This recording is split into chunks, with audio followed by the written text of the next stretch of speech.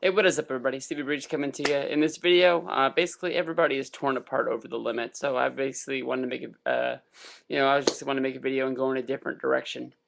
I want to talk about TNA. This is sort of like a couple days old, and but I didn't see many people making videos on this. The Destination X 2011 promotional poster came out, and then the headline at the top is "Forward to the Past," and it has the six-sided ring actually in there. And this is the pay-per-view they're actually being built up as TNA going back to the six-sided ring, even if it is for one more than just for one night. I think that is a very good idea. I think it is very cool.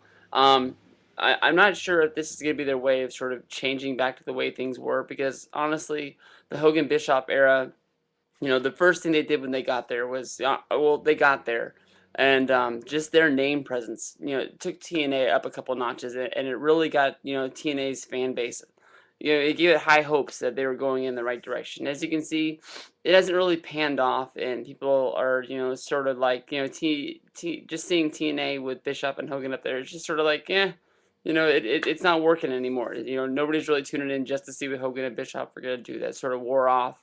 And the first real big change they did was they changed from the six-sided ring back to the four-sided ring. And I believe Hogan's quote was, we tried it, it didn't work, and now they went back to they went back to the four-sided ring, which is normal with wrestling. TNA and the six-sided ring is what set them apart from anything, and what helped get them to the point where people, said this promotion matters, and they poured, their money and their heart and everything into this, promotion was, the X Division. X Division is what set them apart. This has worked before. It worked with WCW. What took WCW to the next level was that they didn't give you just normal wrestling. They were taking wrestling from all over the world. They were bringing guys in from Japan. They were bringing cruiserweights in from Mexico. They brought the biggest names in from the 80s in WWE. That is what took WCW to the next level.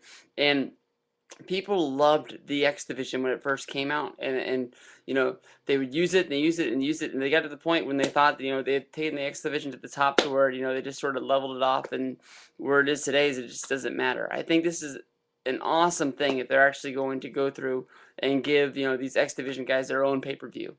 I would love to see guys like AJ and Samoa Joe come back and return. In the six-sided ring, I loved the six-sided ring for the one, for these little guys to be jumping and flying all around. And with six turnbuckles, you were able to have guys, fly off from back in the day. But as long as having like, Joe and Daniels or Joe and Styles, I would love for Christopher Daniels to be there. The Flying Elvises would be awesome. Bring back Jerry Lynn, bring back all these past X Division champions. Of course, you'll have the guys that are there now. Have your Motor City Machine Guns, the Kaz, so on and so forth. Abyss, your X Division champion, if he is your X Division champion. If he's not, I don't know why I said it. Don't blame me. Watch Impact on Thursday. But you know, I think that this pay-per-view could be good. I would love to see the six-sided ring return on a larger scale. I'd love to see it go back to that way. I don't think this is really setting up. They could set up an angle, I guess, if they wanted to use some of the other guys. Have the X Division guys sort of challenge, the other mainstream guys some way, and if they were able to win some sort of like a Ultimate X match or something like that. I'm really stretching it out, but I mean, it would be cool for them to actually bring back the six-sided ring. That's one way they can work it back into a storyline. I was really just shooting off the top of my head there. I had no idea what I was saying until I said it. But basically, the only thing that I don't like about this X Division pay-per-view, Destination X, is that the one thing that I always criticize TNA on is they start rolling with one idea, and then all of a sudden that idea just stops, and they roll off in another direction. One thing that comes to mind that I can think of is when they started doing the top 10 rankings, and they had a really good angle going with Kurt Angle, where he fell out of the rankings, then he came back on Impact, and he said, you know what, I'm slipping, and this is the first point in my career where I'm not in the top 10, and I need to get there. And he was just beating guys one after one after one of the pay-per-view to move up to the top of the rankings. And that's when I think he was finally going to get to the number one contendership, and he was actually going to contend. And that's when I thought he was actually going to win the TNA title again. And then they got to the 3, 4, 5 wherever he was, and the angle just got swept under the rug, and they went in another direction. They've done this a couple times, with ideas like Hogan being the bad guy with the band. Is he in the NWO? Is he not in the NWO? So on and so forth. And um, I just don't know.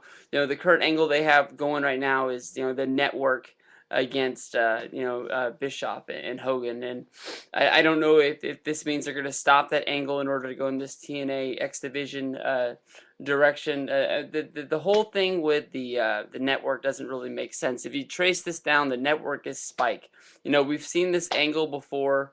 It was an ECW, and if you trace it back, it's the same damn network that was on Spike. Spike was TNN, which was the Nashville network, which hosted ECW. And Paul Heyman was the one who brought the network out that said they had to fix the show, and Paul Heyman was the whole thing was that he was the good guy, and he was trying to give ECW fans what they wanted, but the network was the ones that wanted to give them this way. But I guess now the network is the face instead of the heel. No one's really ever pointed that out with the whole network thing, but I thought of it today, and I was like, man, that's pretty funny that they're running this angle again, and it happens to be the same network that was running the angle the other time. It just happened to make a face turn. Maybe it'll make more face turns than the Raw Anonymous General Manager, but. That's my thoughts on TNA. I'm really hoping for this company to push through. I'm really looking forward to seeing these guys when they come to Sacramento, if they ever put the tickets on sale. But TNA, it is what it is, and hopefully it'll get better.